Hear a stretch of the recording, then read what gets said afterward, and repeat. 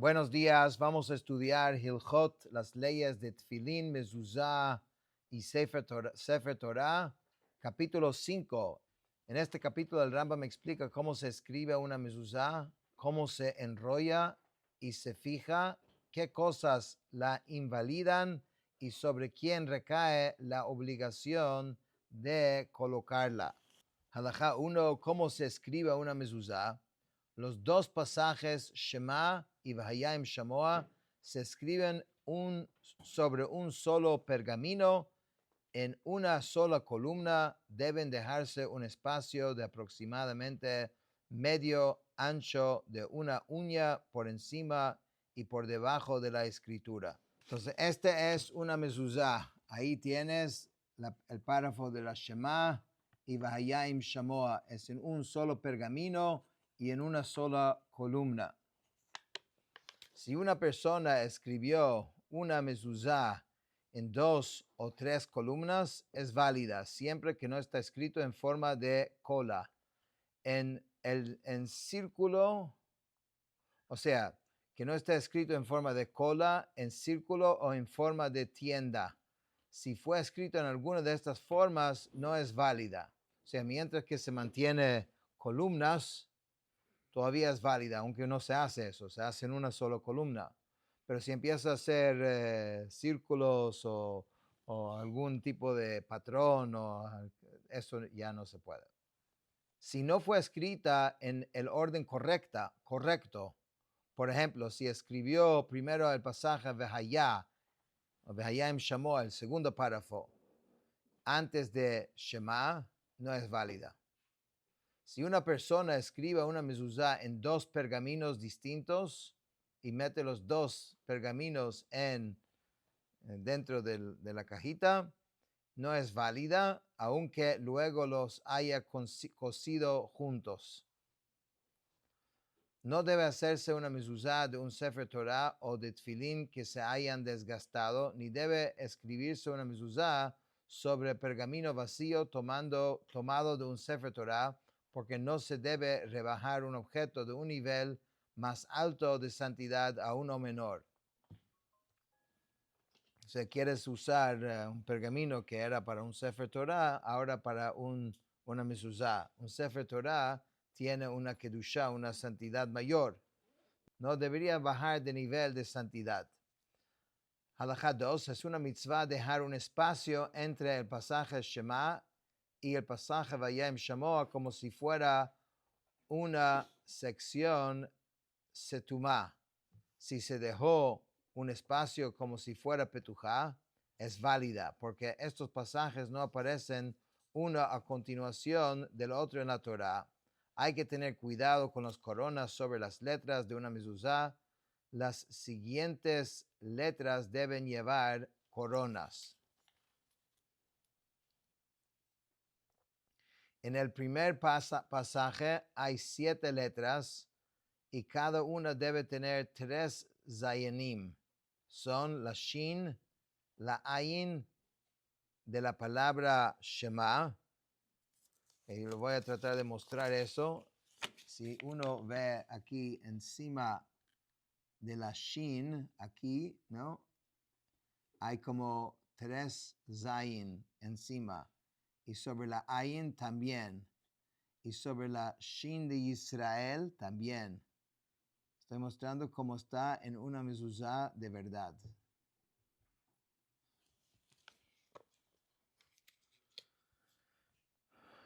Los shin, la nun de la palabra nafshecha, las 2 zayin de la palabra mezuzot y las 2 tet de la palabra totafot.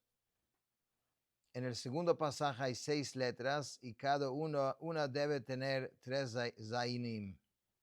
Son la gimel de la palabra deganeja, las 2 zayin de la palabra mezuzot, las 2 tet de la palabra totafot y la tzadi de la palabra haaretz. Si no se hicieron las coronas o si uno aumentó o disminuyó su número, la mezuzá no queda invalidada. Eso no invalida a la mezuzá. Si la mezuzá no fue escrita sobre pergamino rayado, Si el sofer no fue preciso respecto al uso de la forma plena o defectiva de las palabras, o si el sofer agregó, aunque sea una sola letra dentro de la mezuzá, queda invalidada. Cuando habla de líneas, yo voy a ver si se puede fijar en el fondo aquí, se puede notar que hay unas líneas en la mezuzá. No se ven así porque no tiene color, pero es como, ¿cómo se dice? Marcada con una razor, o sea, navaja. O sea, lo hacen antes, es como una línea que no se ve así de por encimita, pero aquí en este lado lo puedes ver. Y esto está en todo el largo de la mezuzá. Estas líneas. ¿Es obligatorio? Sí, debería tenerlo. Halajá 4, es costumbre extendida escribir el nombre de Dios Shakai en la parte exterior de una mezuzá frente al espacio vacío dejado entre los dos pasajes.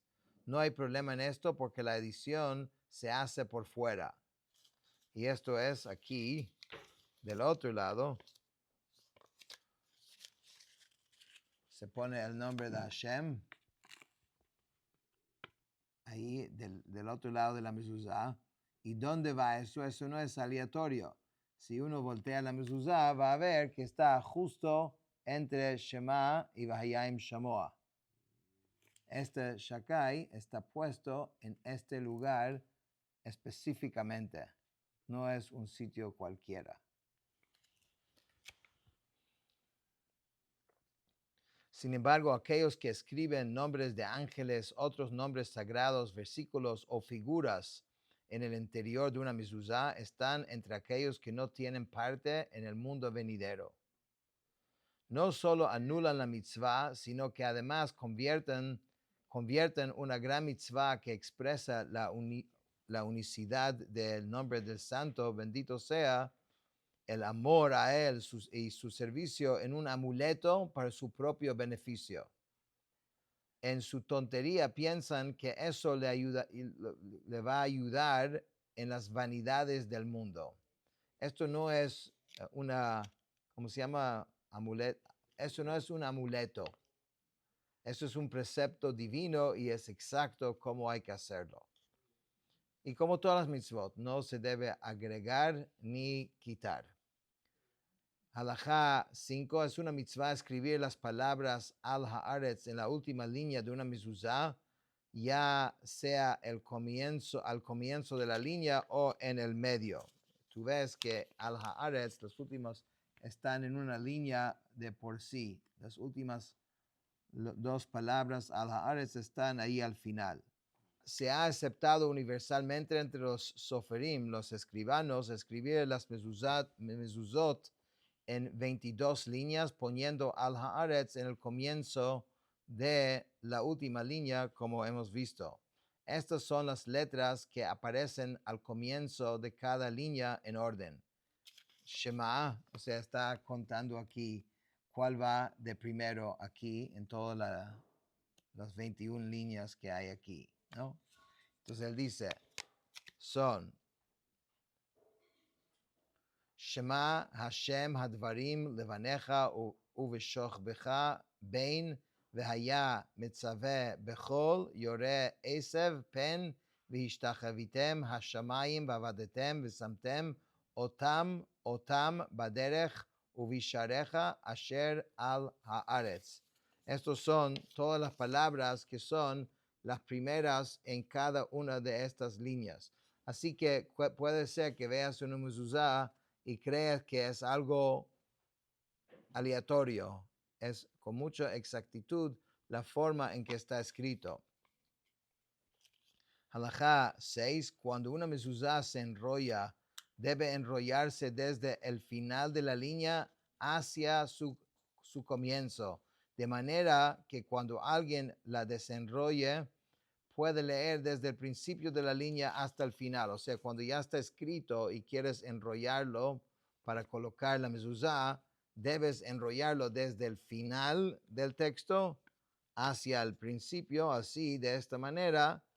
¿Para qué? Para que cuando yo quiero ver la mezuzá y lo abro, entonces estoy viendo el principio. Después de enrollarla, debe colocarse en un tubo de caña, madera o cualquier otro material y fijarse al poste de la puerta con un clavo, o bien se puede ahuecar el poste y colocar la mezuzá dentro de él.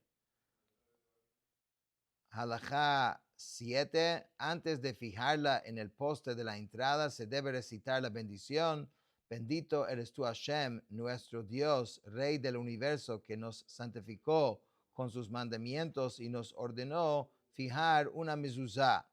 No se recita una bendición al escribir la mezuzá porque el cumplimiento de la mitzvah se da al fijarla, no escribir la mezuzá. Halajá 8. Si alguien cuelga una mezuzá dentro de un poste, no es válida porque no fue fijada. Si la coloca detrás de la puerta, es como si no hubiera hecho nada. Si ahueca el poste y coloca la mezuzá horizontalmente dentro de él, como se colocaban las barras en los anillos del santuario, no es válida. Si, puesto así. Si la coloca a más de un palmo de profundidad dentro del poste, no es válida. Si corta una caña por la mitad, coloca una mezuzá dentro y después une esa caña con otras para hacer de ellas un poste de la casa, no es válida porque la fijación de la mezuzá precedió a la formación del poste de la entrada. Esto también nos indica de que antes no era tan sencillo como hoy en día. Uno va a la tienda y ya compra la mezuzá y compra la cajita y tiene ya hasta el tape doble faz pegada.